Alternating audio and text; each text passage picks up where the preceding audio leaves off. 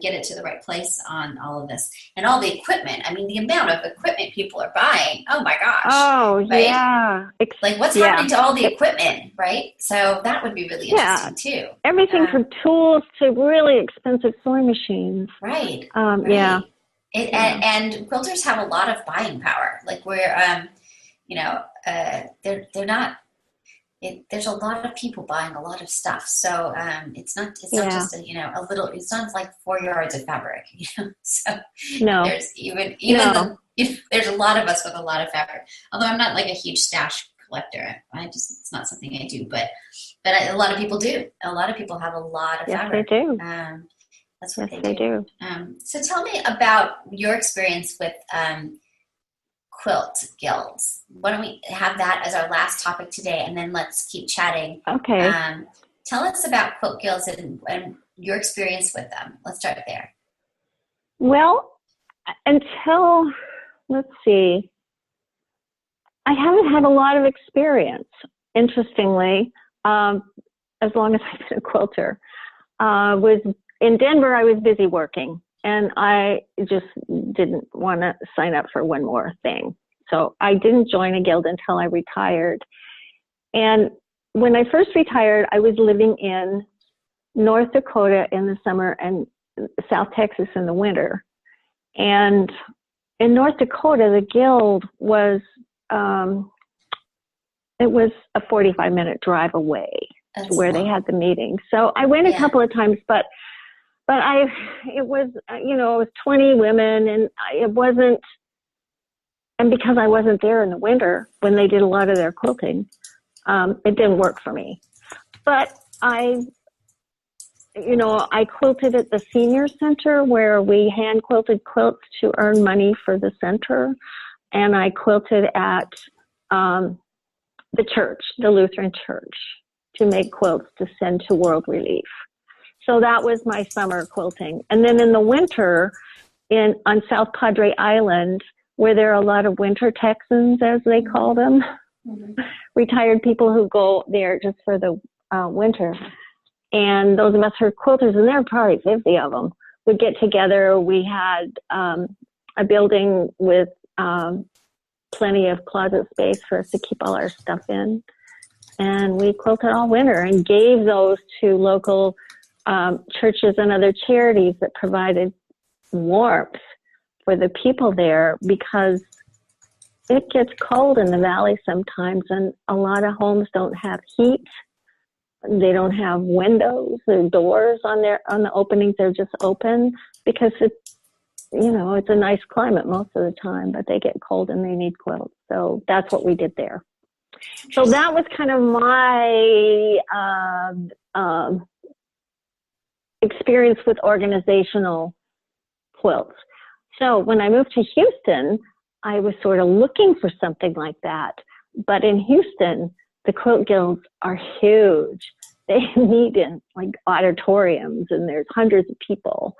And I've been to just a few meetings. The quilt guild I met Becky at was the Tri-County Guild when I was living in Cypress the first few months I lived in this area. And then when I moved into town and I was working at Quilts Incorporated, I joined the Quilt Guild of Greater Houston because a lot of other people at Quilts Inc. belong to that one. And it's kind of central, and the meetings are close to work. So, and I've been to just a few meetings. I'm kind of not a really involved person yet, though I think it might be a good idea for me to start getting a little bit more involved. Beyond just going to meetings, that's what I've done. Interesting. But I think it's worthwhile to belong. They're able to bring in, because they're large, and they do charge dues, though they're just very reasonable. I think they're $35 a year. They're able to bring in national speakers, which is fabulous. We've had some great classes or That's just really speakers at the meetings. And then when the speakers are here in town, they often do workshops. So there's a lot of benefit to belonging to a guild. Very interesting. I think like in terms of our research, I want to do more on guilds as well. Like I really want to understand like the gargantuan guilds and the tiny ones. We've interviewed somebody who has a family guild, which is really interesting. and sort of really understand sort of like I want to understand what they are, but also obviously the IP issues that come up with these guilds, because they get a bad rap for copying patterns that they should be paying for. Oh, really? Yeah, there's a lot of like kind of guild bashing that I experience with people getting upset because they don't seem to be, they think it's okay to make a photocopy of something and give it to a whole bunch of people. But no. Right. And that's so, sometimes that is okay, right? Fair use and all that. Sometimes it isn't. So I'm really curious as to sort of what the guilds, sort of the goal of guilds, and are they similar? Are they different? What their sort of customs are, and if there are customs across the board, or if they're different, varying on how the guilds are. So that's another project we really want to talk to them about, is what do they think they are? I mean, obviously they do a lot of charity stuff, and they are about gathering together and bringing in speakers and having projects and all that. But it'd be interesting to see if they vary. And I don't know. I haven't started that part of it, but I think that's, I went to the... that could be really interesting. Yeah, don't you think? Yeah, I had one interaction along those lines, and it was years ago. It was actually in North Dakota, and I was making a particular craft out of fabric that I really liked. It's called it's a wrap, and it's a way of making baskets out of scraps of fabric. Anyway, and people saw my baskets and wanted me to teach a class. So I guess I thought the thing to do was to write to the author and ask her if I could teach it. I didn't think of not doing that. Yeah. So I did, and she said, fine, as long as everybody buys their own book. And that's what matters. So I told them. Yeah. And what did they say? I told them, I'd be happy to teach a class, and you all have to buy your own book. And everybody said, oh, that's fine. We'd love to learn. Oh, and they bought their own book. See? So that's how it goes. Yeah, and I think, yeah, go ahead, sorry. No, that's okay. I'm done. Well, it's really like when I'm talking to the people who make patterns, what they're saying is like, that's our livelihood. Like, we love for people to make them, but can you each buy the $10 pattern? Because we don't make very much, and if a guild of 100 people buy it, it makes a big difference to us, and instead of just photocopying one pattern. Right. So, the question is always, well, what about under the law? Well, I think that what I'm trying to get with this project is, there are the legal aspects of it, but there are also the customs that come with any particular community. And, if we want to support our pattern makers, even if the pattern maker is not going to sue your guild for infringement because it's very expensive, it's potentially, the right thing to do. And I'm not coming down on like it is the right thing to do, but that's kind of what I'm hearing the community say is, what you said. Heather Kubiak, who's an attorney, says, just ask, which is exactly what you did. Hold on. And then buy the patterns, which is the other part of it. So it seems like what you did was exactly what people are asking guilds to do and classes to do, which is, if you're a guild, ask permission if you're going to be doing something with it that's more than just personal use, and buy the pattern or buy the book, because then that supports the person that created that work. Right. So. Yeah. I guess I was sensitive to it because I had aspirations at one time of maybe writing some patterns. It looked like a fun thing to do, though I haven't done it yet. But I thought, wow. Yeah. And ever since I had that idea, I have not copied a pattern, even though I could probably go into a fabric shop and look at a picture on the front of a pattern, or take a picture of it with my phone and come home and make it. And I think I might not be the only person in the world doing that, but that's just not fair. Yeah, I mean, it's this kind of funny balance of, like, as you get better at quilting, you can see how something's made without needing the pattern.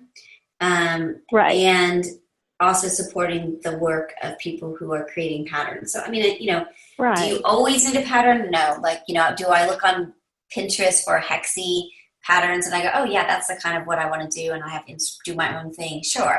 But as you said, it's this balance between supporting people who are being creative, so that they continue to be creative, and then we have great patterns.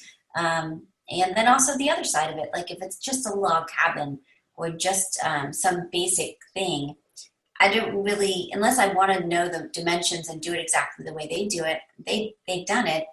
I don't feel the need to buy the pattern. So I think that it's a balance. All of it's a balance, which is kind of. It is. It truly is. I think the pattern, like for instance, a log cabin, not that I would need it for dimensions or anything, but if I saw a special way that they laid it out, or a special touch, or some added applique or something, I could easily do that. But because it's their idea, I buy the pattern. You know? Yeah. And oftentimes, even though I might change it. Right, even though right. I might change it. But I guess maybe I'm overly sensitive about this because if I made patterns, if I ever make a pattern, I will want people to respect that. Yeah. Well, that's what our project's about, is really understanding the social norms, the laws, but also the social norms that sort of is the community. Right. So and it's kind of like why we go to independent quilt shops, and they're very expensive, and the tools you buy there are really not discounted. But we buy stuff there because we want to support those independent quilt shops, because they give us more than just products. They give us lessons and a place to talk and a place to meet other quilters. Yeah, they're such a part of the. Yeah, I mean, it's really important. Yeah. I mean, when we were traveling around, whenever we went to a quilt shop, I would try to buy between $50 and $75 worth. We were going to a lot of quilt shops, so it was getting like a little out of control. But it was like, well, if we're going to spend time in this quilt shop and ask them questions, it's like only fair, right? So we have to contribute to them, to their success. So that's another thing we're looking at is where do people get their tools and fabrics, and do you get them in a whole mixture? I mean, I try to do it all. So, it's interesting. We live in our dollars matter. Sort of where we put our dollars is our voice, right? It's our voice. Yeah. So we have to sort of figure out, spend where you choose to spend, and be more deliberate about it. So. Even though we're all on budgets, and we probably feel guilty about how much we're spending on fabric and tools, but we do it. Yeah, it's true. And I think that, everybody's budget's different, but everybody does have a budget. And so it's just not like buy everything you ever wanted ever. Although that would be a really awesome thing. Can you imagine? Like that would be a great prize, like going like a spree, right? Can you imagine? I don't know. I think it might be a little too overwhelming. I found like the quilt festival incredibly overwhelming. All these shops and all these things it was kind of amazing. I felt very much like paralyzed by the amount of choice. So maybe that. Oh, at the quilt at the commercial part of the quilt shop. Yeah, it was a really like easiest way to never buy anything is just to go to some place where there's like 27 rows of things to buy, and then I was like, I'm not buying anything. It's too much. I mean, I'm now going back to my hotel room because it's overwhelming. Yeah. So, yeah. Yeah, really. Cool.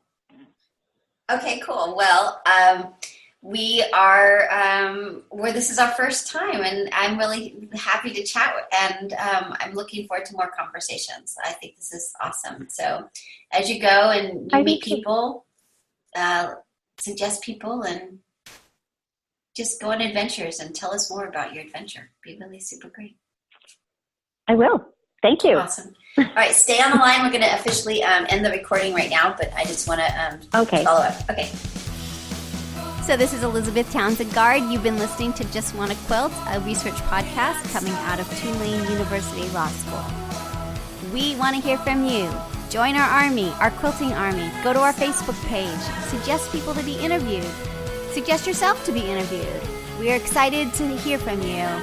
But most importantly, I hope you get a chance to quilt today.